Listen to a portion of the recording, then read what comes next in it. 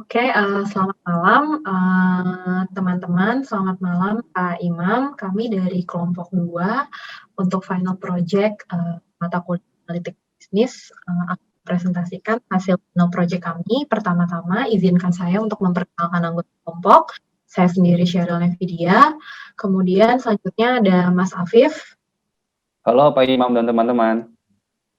kemudian ada Mas Tio, Halo Pak Imam dan teman-teman.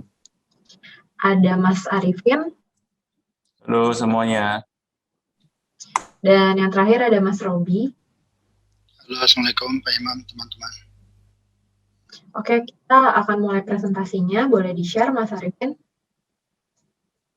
Oke, jadi seperti yang telah saya info sebelumnya, kami dari kelompok 2 ini kebetulan akan mengambil data dari sebuah perusahaan yang bernama Kirim Aja. Jadi Garuda Indonesia Group melalui lini usaha transportasi dan logistik yaitu PT Eurojasa Kargo secara resmi meluncurkan Kirim Aja, yaitu merupakan layanan pengiriman barang yang berbasis aplikasi digital dengan jangkauan pengiriman barang ke sejumlah destinasi penerbangan yang dilayani oleh seluruh armada Garuda Indonesia dan Citylink Indonesia untuk pengiriman wilayah Jabodetabek maupun wilayah antar kota lainnya yang didukung oleh layanan dari Aerojasa Kargo.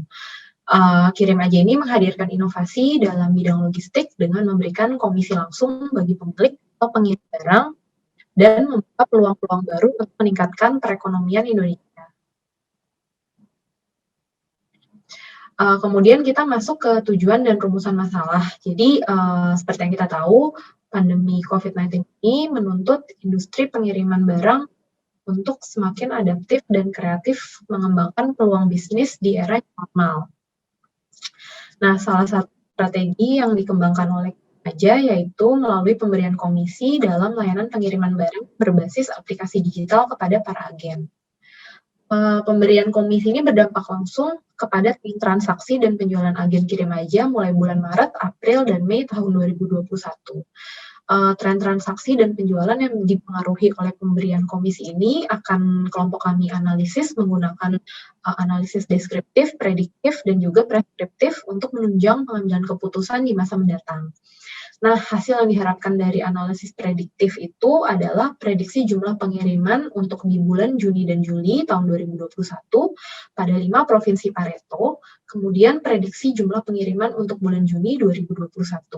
Lalu, untuk hasil yang diharapkan dari analisis preskriptif adalah penentuan besaran proporsi komisi atau program pemasaran lainnya bagi wilayah atau provinsi yang berkontribusi signifikan terhadap nilai transaksi nasional. Selanjutnya, data yang kami gunakan ini terdapat beberapa batasan. Yang pertama adalah bahwa data transaksi yang kami gunakan ini adalah data transaksi Kirim Aja selama 3 bulan di bulan Maret, April, dan Mei 2021. Kemudian data ini yang kami gunakan adalah data dummy. Jenis pengiriman dari layanan Kirim Aja ini yang kami gunakan adalah yang jenis paket reguler. Selain itu, perhitungan kami ini tanpa memperhitungkan anomali seasonal seperti Lebaran, Natal, Tahun Baru, dan lain-lain. Dari data yang kami miliki selama 3 bulan itu, ditemukan bahwa 5 provinsi dengan transaksi terbanyak, yang pertama adalah Jawa Tengah, Kepulauan Riau, Jakarta, Jawa Timur, dan Kalimantan Barat. Dan di Jawa Tengah ini sebenarnya cukup signifikan, cukup memberikan kontribusi yang terbesar gitu secara keseluruhan, secara nasional. Sedangkan kita lihat di sebelah kanan ini adalah data nilai. Jadi dalam satuan juta.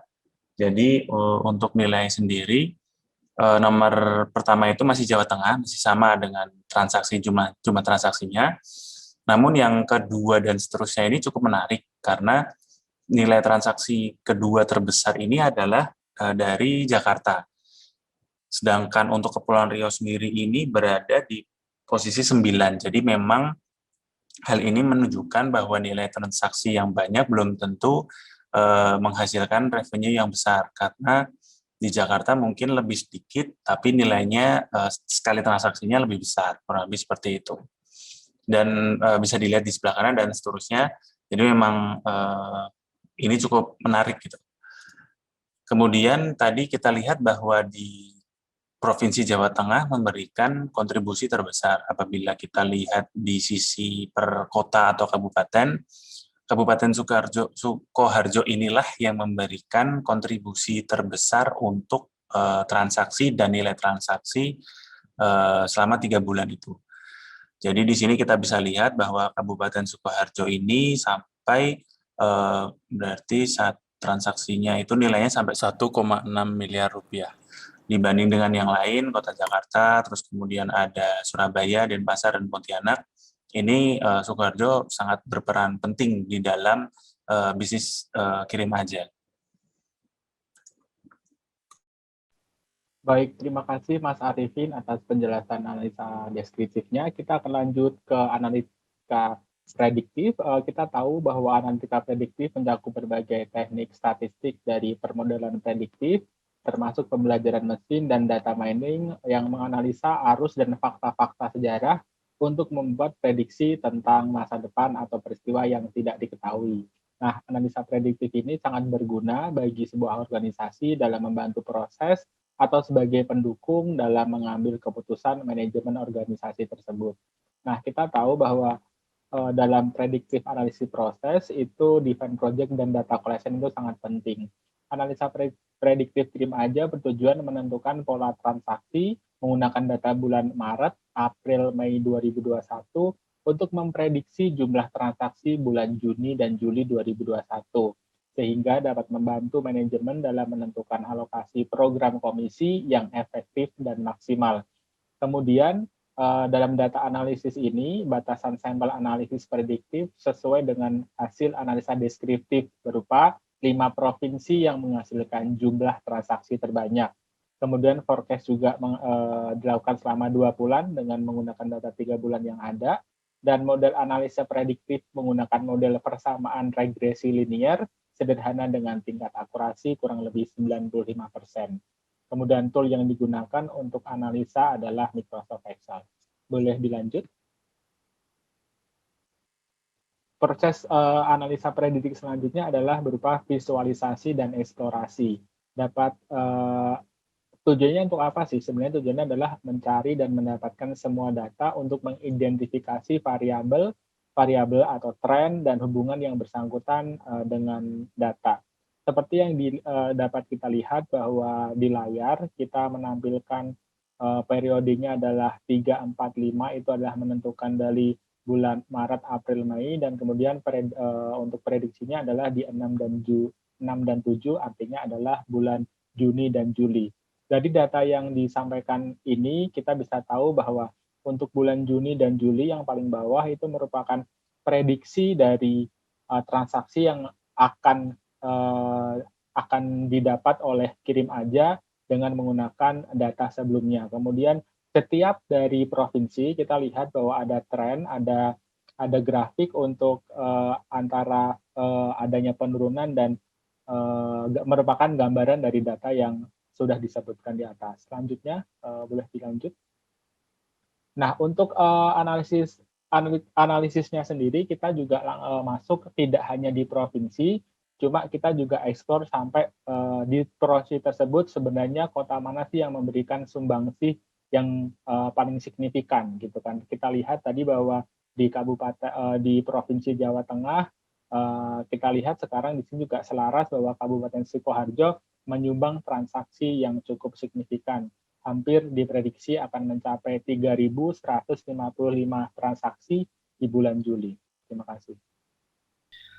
Setelah melalui analisis deskriptif, lalu prediktif, selanjutnya adalah preskriptif.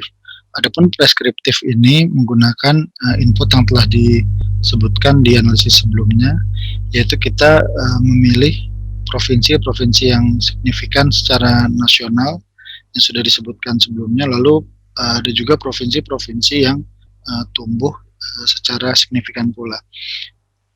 Untuk poin pertama preskriptif ini, dari provinsi dengan nilai terbesar kita pertimbangkan karena kita akan menjalankan treatment, dalam hal ini penetapan proporsi komisi yang akan diberikan ke provinsi tersebut. nantinya tools yang kami gunakan adalah Markowitz yang memiliki dua tujuan. Yang pertama untuk memaksimalkan pertumbuhan transaksi, dalam hal ini maksimasi atau pemaksimalan nilai transaksi, atau pilihan yang kedua adalah meminimasi dari perkiraan atau melesetnya perkiraan yang kita sebut minimasi risiko atau peminimalan risiko. Seperti kita ketahui dari teori Markowitz sendiri ada beberapa asumsi yang harus ditetapkan dan kita menerapkannya ini di wilayah-wilayah yang kita anggap seperti portofolio aset seperti itu. Nah, kriteria yang kami tetapkan agar dapat menggunakan tools ini, yang pertama adalah kontribusi memang harus secara nasional signifikan.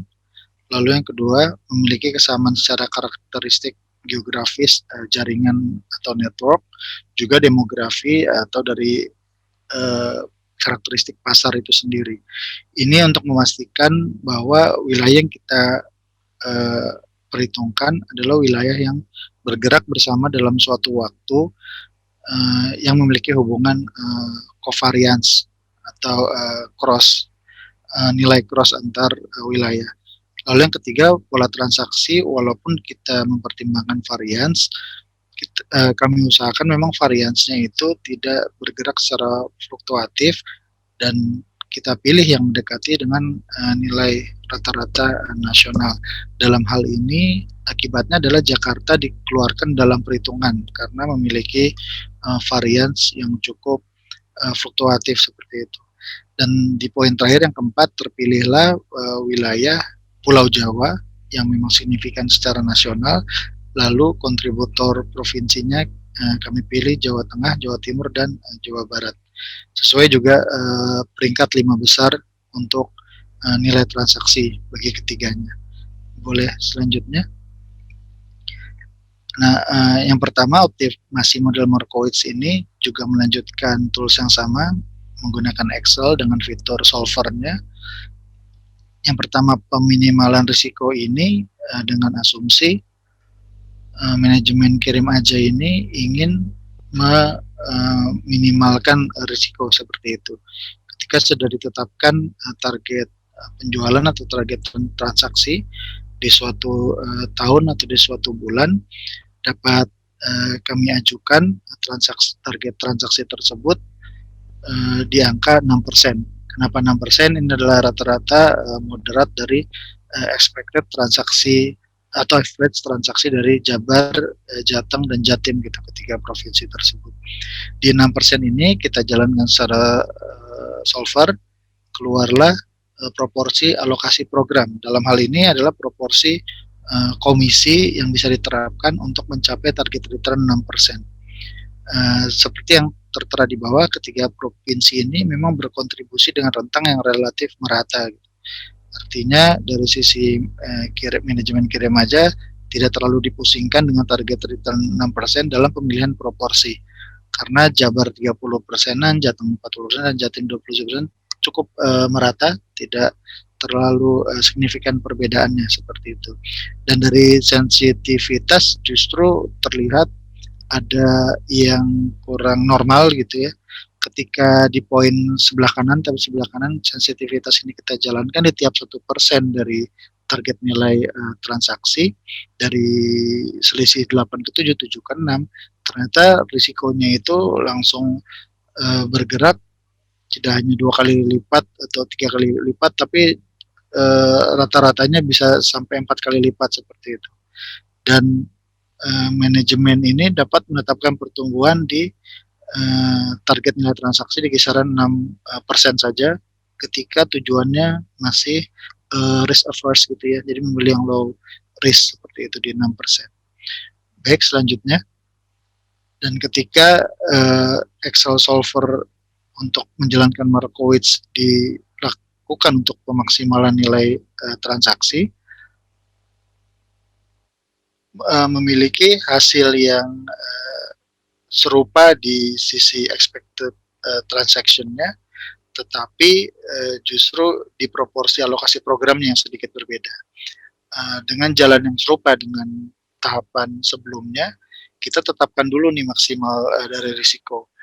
Kita pakai angka 15% untuk maksimal risiko yang ditetapkan. Ini ketika dijalankan secara solver, terlihat proporsi alokasi program yang disarankan untuk dijalankan, dalam hal ini juga komisi serupa untuk Jabar, Jateng, dan Jatim, terjadi ketimpangan gitu. Memang dari angka ini terlihat Jateng memiliki kontribusi yang tertinggi gitu ya. Dari 75% ke yang terdekat adalah Jabar 19%, cukup jauh, dan Jatim hanya 1 digit di 6%. Sekali lagi menunjukkan kontributor tertinggi, dan juga jelas dari main driver kota Sukoharjo yang juga menjadi kota dengan nilai tertinggi nasional. Lalu ketika dijalankan sensitivitas nilai transaksi di sebelah kanan, dari sisi volatilitas gitu ya, hubungan risiko dengan expected transaction ini nggak terlalu jauh, tidak seperti tadi minimasi risiko, karena dari 1% perubahan target risiko 1% sampai 5%, ternyata perubahan di expected transaction-nya di bawah koma gitu ya, di bawah 0, sekian gitu rata-rata. Oleh karena itu dapat diajukan gitu ketika manajemen menetapkan pertumbuhan target risiko di 15% gitu ya target risikonya. Artinya manajemen bisa menetapkan high transaction return. Atau kalau ingin memilih di 9%, pilihannya bisa sebagai low transaction return, tergantung dari pemilihan manajemen kirim aja seperti itu. Baik, silakan selanjutnya. Ya, selanjutnya kita akan sampai pada kesimpulan teman-teman dan Pak Imam. Berdasarkan hasil analisis deskriptif, prediktif, dan preskriptif yang telah kami jabarkan, maka dapat kami simpulkan bahwa kirim aja dapat menentukan treatment yang tepat untuk memaksimalkan pertumbuhan transaksi, maksimasi transaksi, atau meminimasi melesetnya perkiraan, minimasi resiko, yang ditinjau dengan pertimbangan jumlah transaksi terbanyak dan nilai transaksi terbesar dari 3 provinsi, yaitu Jawa Barat, Jawa Tengah, dan Jawa Timur. Ketiga provinsi tersebut memiliki kesamaan secara karakteristik geografis atau jaringan dan demografis atau pasar yang mewakili pola transaksi dengan varians yang relatif mendekati rata-rata nasional. Sesuai dengan strategi kirim aja yang merupakan perusahaan rintisan Garuda Indonesia Group, saat ini yang fokus pada peningkatan valuasi perusahaan, kami merekomendasikan kirim aja untuk memaksimalkan nilai transaksi dengan menetapkan target pertumbuhan sebesar 7,24% pada tingkat resiko sebesar 15%. Kirim aja dapat mengalokasikan proporsi program pemberian komisi lebih banyak di Jawa Tengah, tepatnya di Kabupaten Sukoharjo karena merupakan kontributor tertinggi nasional. Sekian presentasi dari kami. Terima kasih Pak Imam dan teman-teman.